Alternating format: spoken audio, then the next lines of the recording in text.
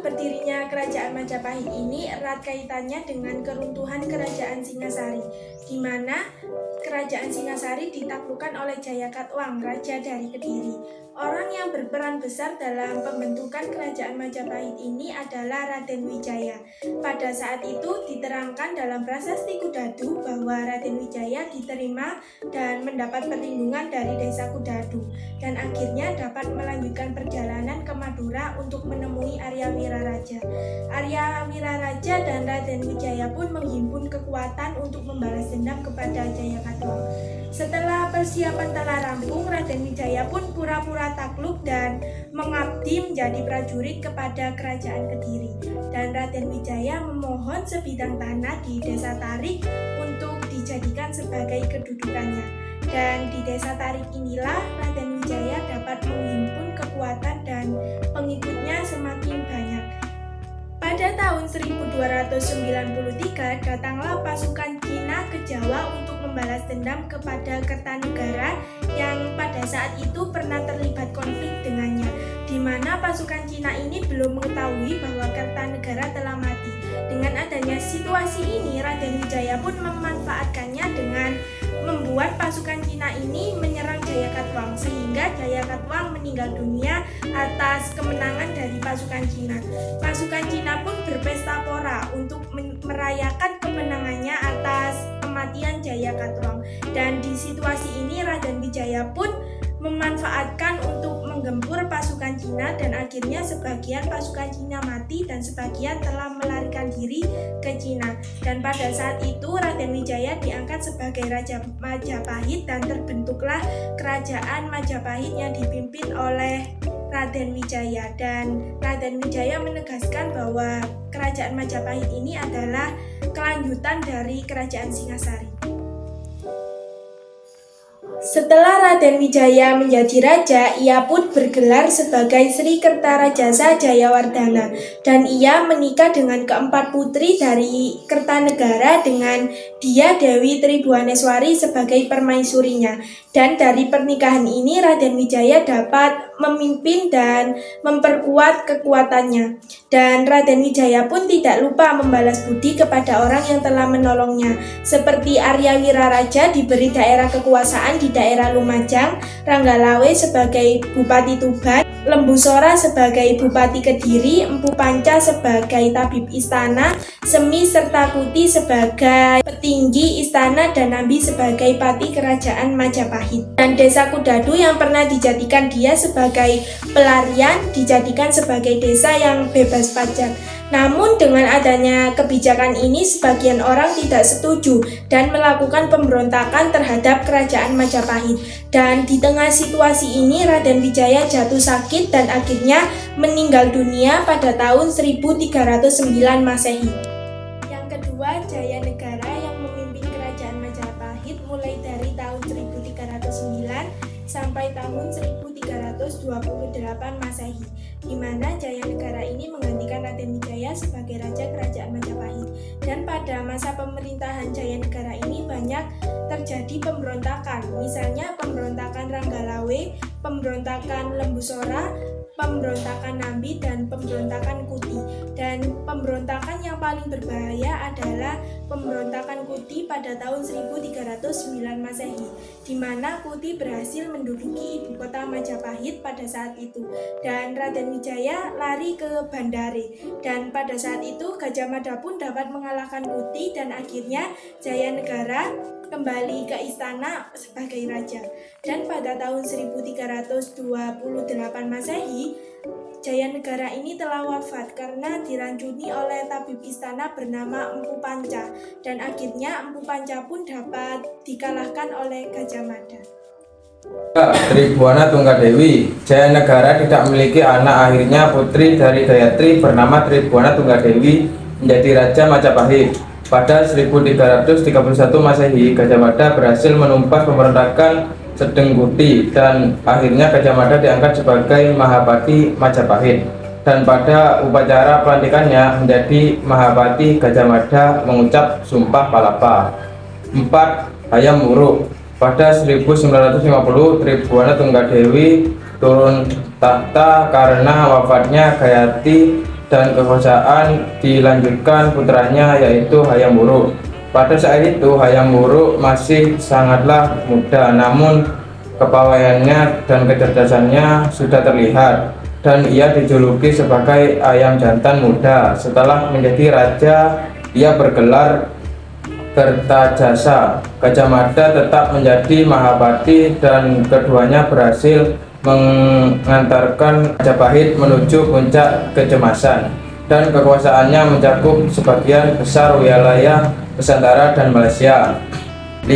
Raja Wikramawardhana. Ia merupakan raja yang memerintah kerajaan Majapahit pada bagian timur pada tahun 1389 hingga 1429 Masehi.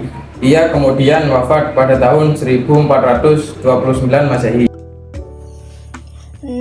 Raja Suhita. Raja Suhita memerintah kerajaan ini pada tahun 1429 sampai 1447 Masehi.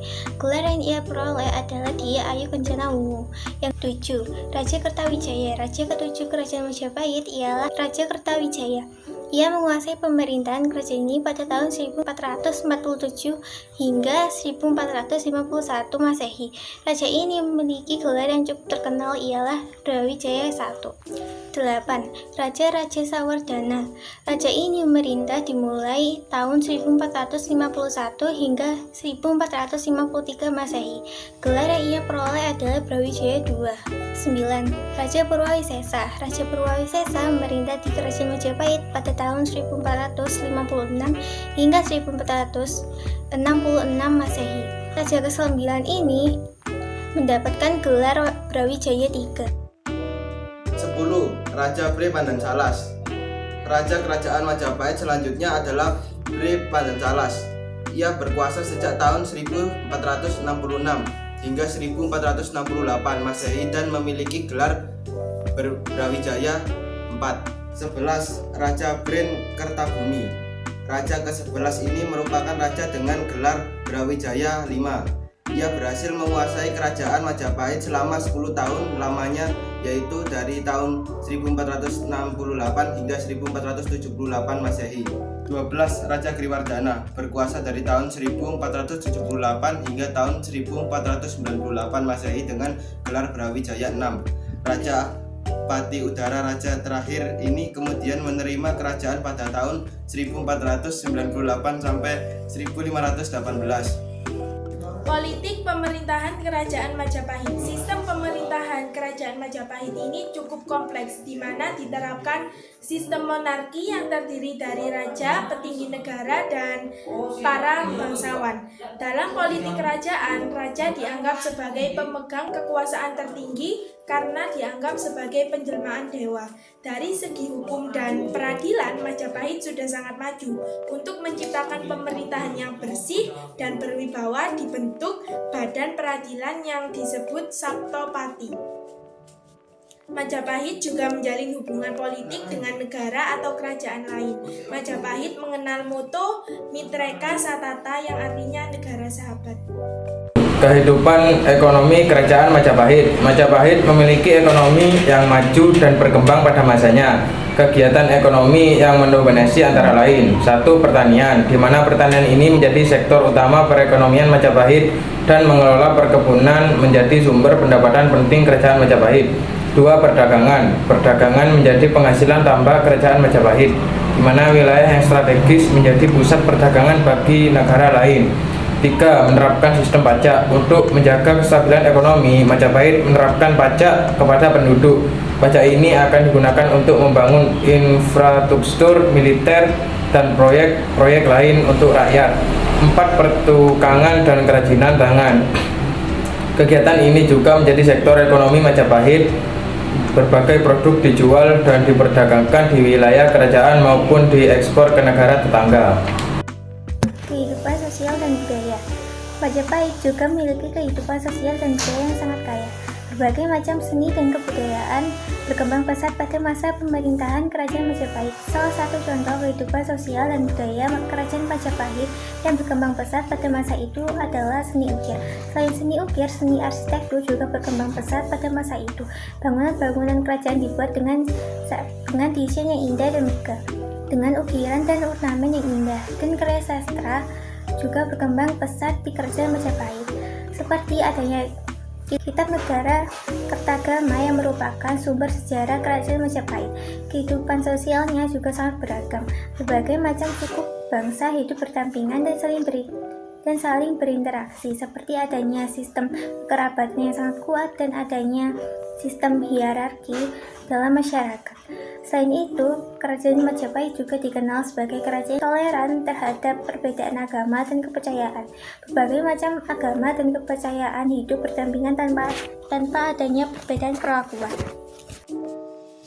Kemunduran Kerajaan Majapahit. Pada tahun 1389 Masehi, kedudukan Majapahit semakin menurun karena kepergian dari Hayam Wuruk dan Gajah Mada. Sepeninggalan Dwi Tunggal ini sangat berpengaruh bagi turunnya pamor Kerajaan Majapahit, di mana pengganti Hayam Wuruk seperti Wikrawardhana dan Raja Suhita tidak dapat mengatasi pemberontakan yang disebabkan oleh Bre Wirabumi dari Blambangan. Akhirnya perang saudara yang berkelanjutan ini muncullah perang Parekrek. Perang saudara yang berkepanjangan ini membuat Majapahit semakin mundur. Puncaknya ketika serangan dari tentara Demak saat pemerintahan Giriwardhana, dan pada saat itu Kerajaan Majapahit menjadi bawahan dari Kerajaan Demak. Peninggalan Kerajaan Majapahit. Dari segi bangunan, Kerajaan Majapahit membangun banyak candi, gapura, istana, dan benteng sebagai tempat ibadah, simbol kekuasaan dan pertahanan. Beberapa bangunan peninggalan Majapahit yang masih ada antara lain: 1. Candi Brahu, 2. Candi Tikus, 3. Gapura Bajang Ratu, 4. Gapura Wiring Lawang, 5. Istana Ratu Boko, 6. Benteng Trulan. 2. Seni. Beberapa peninggalan Majapahit yang masih ada antara lain arca-arca dari batu atau perunggu. 8. Relief-relief dari batu atau bata. 9. Ukiran-ukiran dari kayu, tanduk, atau ganding. 10. Lukisan-lukisan dari kain atau kertas. 11. Musik dari alat-alat musik seperti gamelan. 3. Budaya. Beberapa budaya peninggalan Majapahit yang masih ada antara lain 12. Bahasa Jawa kuno, 13. Aksara Jawa kuno, 14. Sastra Jawa kuno, 15. Tari-tarian Jawa kuno, 16. Wayang kulit Jawa kuno. 4. Kitab. Berikut beberapa kitab peninggalan Kerajaan Majapahit. 1. Kitab Kertagama, 2. Kitab Sutasoma, 3. Kitab Arjuna Wijaya, 4. Kitab Kuranjakarna, 5. Kitab Partayana. Prasasti. Adapun prasasti yang jadi peninggalan Kerajaan Majapahit meliputi Prasasti Waringin Pitu, Prasasti Canggu, Prasasti Biluluk 1, Biluluk 2, Biluluk 3, Prasasti Parung, Prasasti Kadudu, Prasasti Sukamerta, Prasasti Prapanca Sarapura, Prasasti Balawi, Prasasti Karangbogem.